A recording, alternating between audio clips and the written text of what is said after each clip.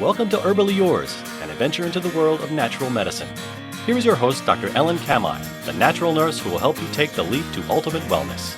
Greetings, and thank you for joining me, Ellen Kamai, the natural nurse, for another edition of Herbally Yours, right here on the voice of Nassau Community College, 90.3 WHPC.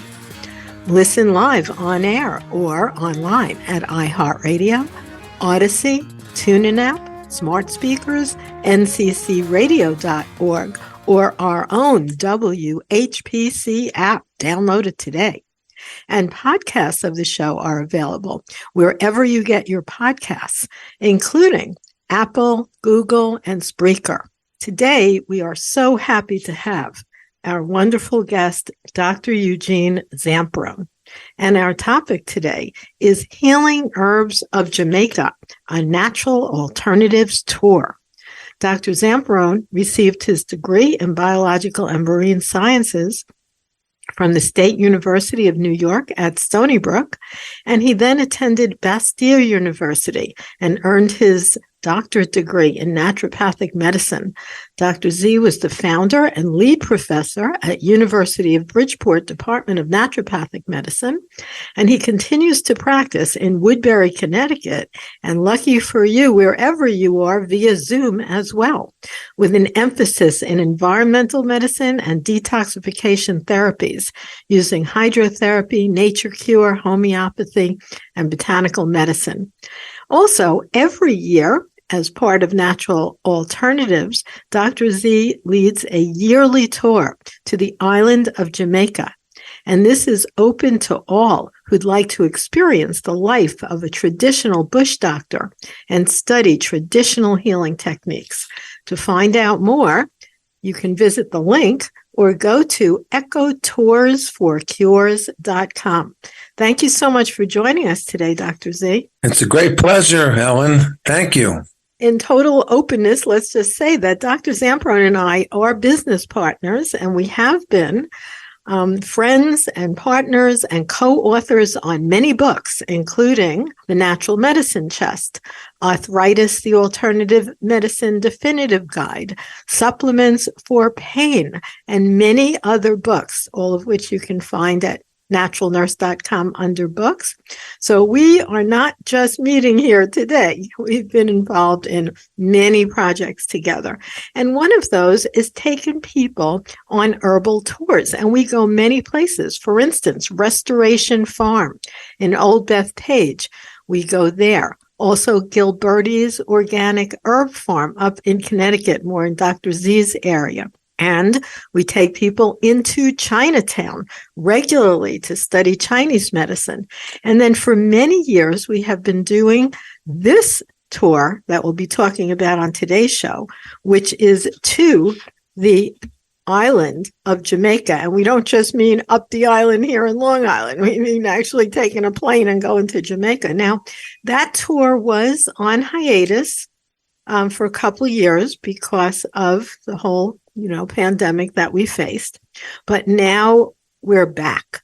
So tell us about your vision for this year, Dr. Z. Oh, we're so excited to go. We're leaving March 11th, and we get back on the 17th, and we have a whole fantastic itinerary of hiking, identifying herbs, talking about the folklore, the scientific use, the chemistry, the ethnobotany. We'll have our local guides talk about their use of the plants, how to actually use the plants, how to make formulas, and then enjoy the fabulous and stunning beauty of the rainforests of this particular area of Jamaica, which is on the north coast, away from the tourist traps. And it's the only place in Jamaica where they have not built a highway through the circumference of the island. There's a big highway that goes around the circumference. And in this particular area, it goes inland by about 20 miles or so. So there's this 30-something mile stretch of pristine coastline, probably very similar to how the original Arawak Indians saw the place. And kept the place. And it's just very unique spot. I look forward to going. Yeah, and it's exciting that we're finally doing this again because it was, difficult to travel around to other countries, but it looks like things are getting normalized, which is wonderful. Now, that area is particularly interesting from a historic perspective because it is the area where Nanny of the Maroons brought people that jumped off with her from a slave ship. And they got to be called the Maroons after they were up there in that area. And of course, their descendants are still there now. Yeah, we take people up into the Blue Mountain area. We'll be staying by the coast, but we do take forays up into the Blue Mountains to see a very interesting montane rainforest climate of flora and fauna, I guess, too. Particularly, it's very interesting because the Blue Mountains are about 7,500 feet, and you go from the coastline up to 7,500 feet within a matter of like 30 miles, 20 miles. So it's extremely steep and rugged and shrouded in clouds, the mountains there. So you get a cooler, of course, than on the tropical coasts. So you get a very interesting types of ferns and other epiphytes growing on trees that you wouldn't experience in the tropics. So it's nice to see a variety of healing plants, all which were looked at by the Maroons, who, again, like you said, were the first group of indigenous people they were actually brought in from Africa, and they joined forces with the indigenous people. And then, of course, the British waged a war against them and could not subjugate them. So they were granted freedom within Jamaica. And they were we just celebrated Martin Luther King Day. And it's like these people were free Black people of color, way before the Emancipation Proclamation. They had their own society up in the highlands of Jamaica. It's great. Well, one thing I found really interesting about studying that, especially with Jamba is a teacher that was introduced to me by Dr. Z, and he actually met Jamba when he was a young man.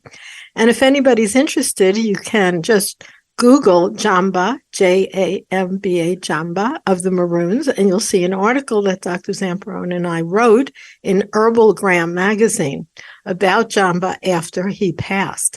Tell us the story about how you met him. Well, I was brought down to Jamaica on a high school field trip with Dr. Erwin Ernst, our teacher and fantastic professor who basically changed my life. And I was one day late for dinner down there. Oh, wait a minute. I think I'm not surprised.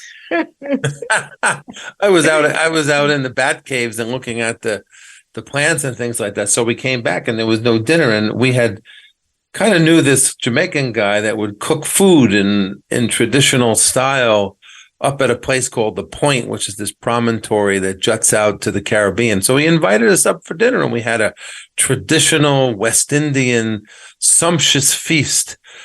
And from then on, we just became very good friends. And then I had opportunity to go back in college to visit him when I was doing some research in marine biology.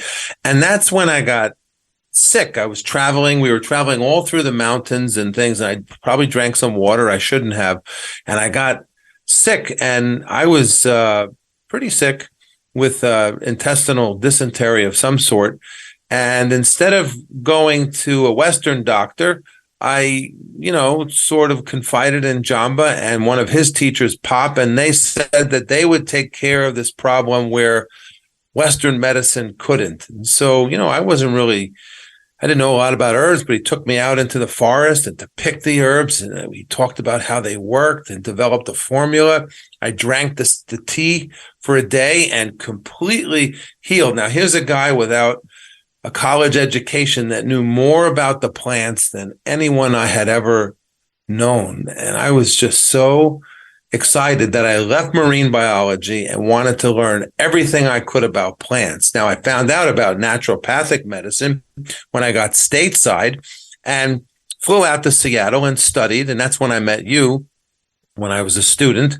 But ever since then, I always wanted to go back to Jamaica to apprentice with Jamba and learn. And one day when we were traveling with you back to Jamaica, he confided in us that in a dream, he was visited by his grandmother's spirit, or Duppy, who said it was okay to share this knowledge with outsiders. Because as you know, and you pointed out really well in our recent documentary that came out on us, this message, this information is kind of held secret by societies. I think herbalists hold their secrets for some reason or another. What do you think about that?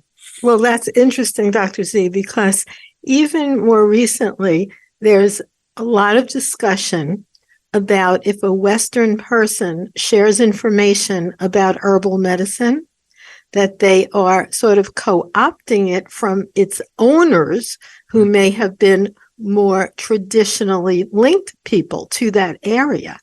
Mm-hmm. But I always wonder about that too, because my grandmother was from Greece. And she did teach me herbal medicine from the time I was 3 years old. So does that mean I'm only able to use and honor plants that grow in Greece? You know, we've become so much more universal. And I had teachers such as Sun Bear, who's a Native American teacher who taught me a lot about native plant medicine. And when we talk about Jamba, he actually took the time to tell you and I that he wanted us to share his ancient knowledge. And he did not have the means to do that on a broad level. He only did it in oral tradition from teacher to student. And there are other students of his, which we know still to this day in his original area where he was in Jamaica. And of course, we included him in his book.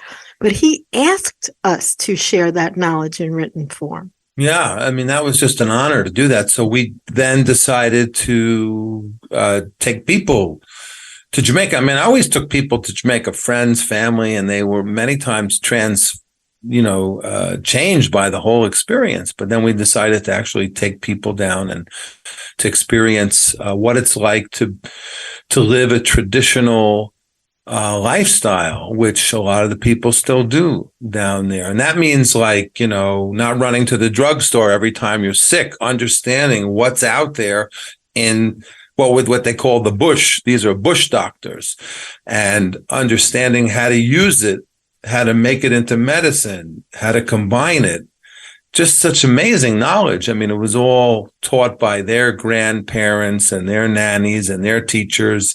But it's great to preserve this knowledge, because you talk to most Americans, they don't know anything about their health. They Truthfully, most younger Jamaicans don't either. So let me just reintroduce you here. Yeah. Herbally Yours brings you the latest information about the many facets in the world of natural living. Our listeners know that. And you are listening to Herbally Yours on the voice of Nassau Community College, 90.3 WHPC.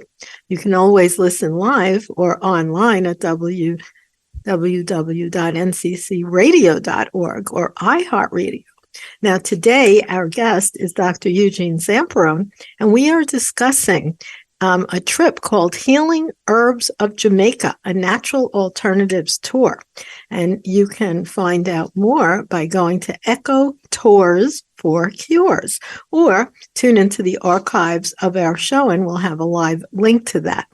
So Dr. Z, you brought up something interesting. I'm going to ask you about it specifically because it brought back a memory. But I also want to tell people, although we're talking about herbs of Jamaica, and we'll be talking about one called Cerasee, all of this is also true right on Long Island, which is why we give walks right on Long Island, because all the people who were native to this area, as well as early settlers, as well as Europeans, as well as everyone, no matter where you're from, if you're still alive now, your couple generations ago, grandparents knew about herbal medicine, or there was a leader in their community who did, or your relatives might not have made it in order to come to where you're the generation that's here now, because this is the healing knowledge of humans.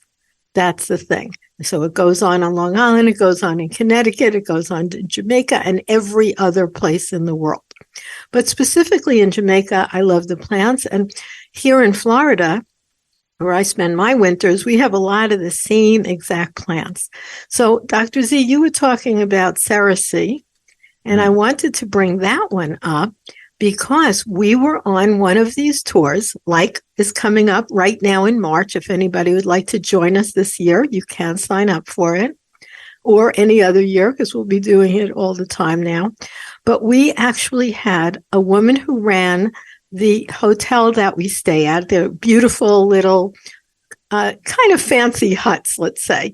Really very nice. Not a fancy hotel, but very clean and nice. You have your own little kitchen and very clean beds. And she runs the place. Mm-hmm. She's an American, and she is also a diabetic. Yes, and she ran out of her insulin, and because this particular part of Jamaica is a little bit more remote, it was a little bit tough to get the medicine, or who knows, maybe it was a Sunday or it was a holiday weekend, and there was certainly you'd have to go very far to get to a drugstore. We were up on the coast. Right. Yeah. So we knew about this particular plant, which is called bitter melon, Momordica charantia. And particularly there's one in Jamaica that grows. There's some in India that the fruit's a little differently. Looks like a giant cucumber with all kinds of bumps on it, or something like that. But nonetheless, here in Florida, we have this one too, bitter melon. It's in orange, and it grows on a vine. In Florida, yeah. So it turns out that this plant in the 1950s was studied in India by a well-known endocrinologist who used it on himself and wrote about it and then published it in the scientific journals. And he named the compound in it P, like plant, insulin, because of its insulin mimicking properties. And what insulin does is insulin gets in through some receptors into the cell, and then it gets shuttled around, and then it binds to this thing called the glucose transporter, which then allows glucose or sugar to get into your cells to run the machinery of your body. Well, it turns out that this is so much identical to insulin, it has almost identical properties.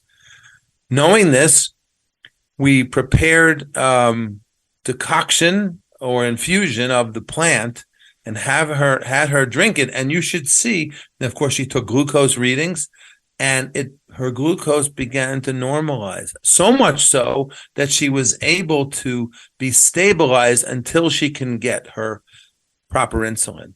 That was the powerful thing that we experienced, and showed it to all our students who were there that time. And that's, of course, traditional knowledge about this plant, Momordica charantia, bitter melon. Right. And, they don't call it bitter for nothing. It is definitely bitter. We actually experience every night there's a different tea when we go on our trip to Jamaica. And one night's bitter melon tea for those brave souls that can handle the bitterness. Because, bitterness in the ancient Ayurvedic tradition balances sweet. There's a balancing act that happens with the different tastes and the different constitutions associated with the taste. So bitter balances sweet. And that's one understanding of it. But then they did a deep dive of the chemistry of this plant and how it works like insulin. It shuttles sugar out of your cells into your muscles so you burn it. It helps you lose weight. Hey, that's a great thing for people that are putting on too much weight and become a type 2 diabetic. All these fascinating things about it's great for your immune system. It's antiviral. And I know we have a chapter on this particular plant in our book, The Natural Medicine Chest. So it's just... Yes, we do. And it really can help to balance blood sugar, which is so important, not only if you're a diabetic, but so many people who have trouble with excess weight. Now they're hearing a lot about insulin resistance.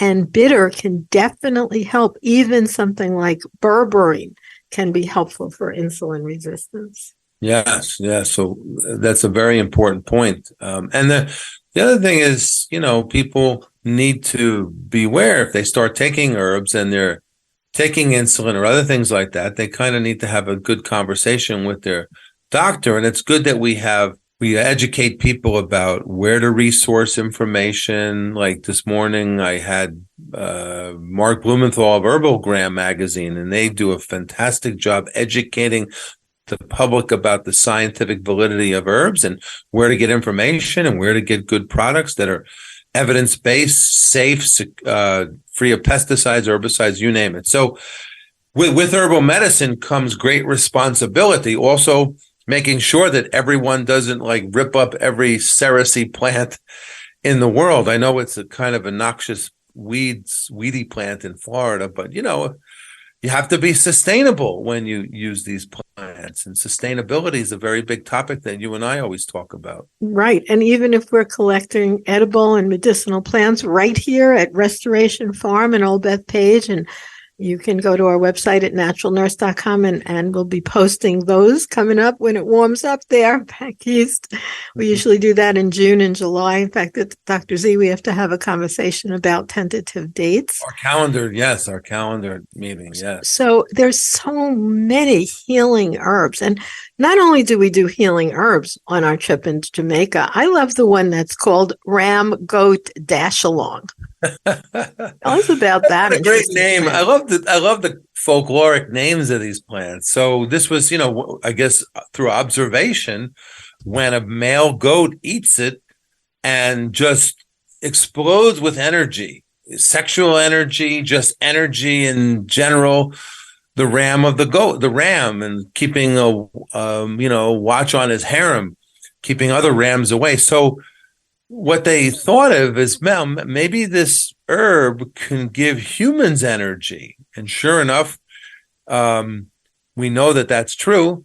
And also the Mexican variety of ram goat that they call Ternera aphrodisiaca or Damiana also is used for people with like depleted energy, depleted adrenal glands, of course, sexual depletion too, but just not only sexual thing. It's just it's a yang tonic. I call it like the Red Bull of Jamaica. Sometimes at night we're hanging out, listening to music. It gets late. And so some of the guys will just make the ram goat tea and we'll drink it. And then we feel all irate again, as they say in Jamaica. We'll have good energy and continue our wild rumpus into the night. So yeah, that is interesting when they have the different names that they have for many, many of the plants. And one plant that most people would probably actually recognize that's a very big medicinal, both in Florida and Jamaica, is aloe vera. Oh, that's the burn plant. I think Dr. Stockwell, I believe in the 1950s, tested it on many different burns and found it was good for electrical burns, chemical burns, sunburn, you name it, and actually began the healing process of the body to restore the skin's growth. So we know aloe is very good for that. But also, did you know that it actually protects you from sunburn? I never knew that until I talked to someone, one of the Jamaican guys, and he says, yeah, we put it on our body, not just for sunburn. And you probably wouldn't see sunburn in a dark Afro-American or Jamaican person, but still, the skin's susceptible to sunburn, and you certainly can see it on me, Dr. Cameron. I get roasted sometimes down there because our skin's not used to being in the sun. We haven't seen the sun since June, July, September, whatever, and then we're down there in March. But I put a lot of aloe vera on my body, and it keeps the sun from giving me a bad sunburn. We also know a lot of people in Jamaica who are tremendously interesting, such as Dr. Diane Robertson, and she is Jamaica's premier. She is both a pharmacist and an herbalist. Yes, and she's coming out with a new book. I can't wait to talk to her. We'll have to have her on the shows. And that's a new book, which I contributed quite a bit to it. And even a lot of my photography over the years, and our friend Jack Stanish, who also is a brilliant photographer who comes on the trips with us, and Kibrat, and all the people that have contributed with great photography. We have great pictures in Dr. Robertson's book, so we look forward to seeing that. In every airport. Definitely. And talking about Jack, I know that he put together a videotape about past trips that we've done to Jamaica. If people want to check that out to see what it's like, where is that posted? Well, he has it on YouTube, and I'm not sure if it's been posted on your website or mine yet, but it's in the process. This is a 44-minute documentary on the origin of Echo Tours for Cures, and our work, and great film from the 80s, 90s of Jumbo working with the plants and things like that. So it's definitely a great tribute to a fantastic healer and maroon and bush doctor. So I'm looking at some old slides that you put together of various trips, and I'm seeing one. I think what I'm seeing is in a tree, your daughter and your son in the tree. Yeah, that's in a coconut. I think they were. Yeah. So where was that?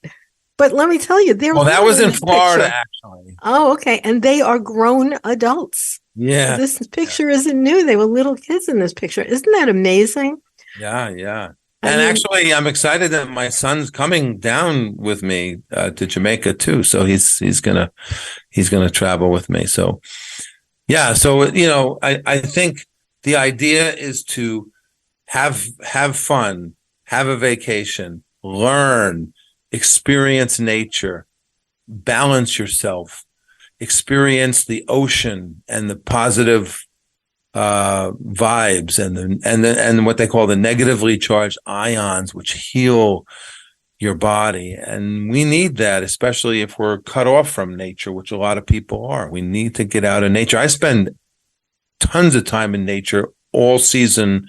You do too, I know. I do every day. Cold, but I'm out there in the cold, splitting wood. I'm always out there hiking, seeing nature in all its manifestations. But it would be nice to, as Bob Marley says, coming in from the cold.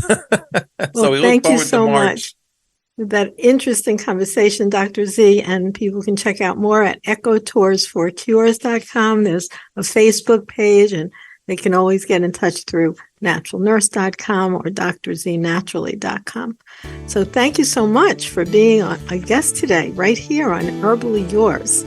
And we produce these shows right here in the studios, 90.3 WHPC, Nassau Community College, Garden City, New York. For further information, email us at whpc@ncc.edu. This is your host, Ellen Kamai from naturalnurse.com, inviting you to join us again next week for another edition of Herbally Yours. Until then, stay healthy.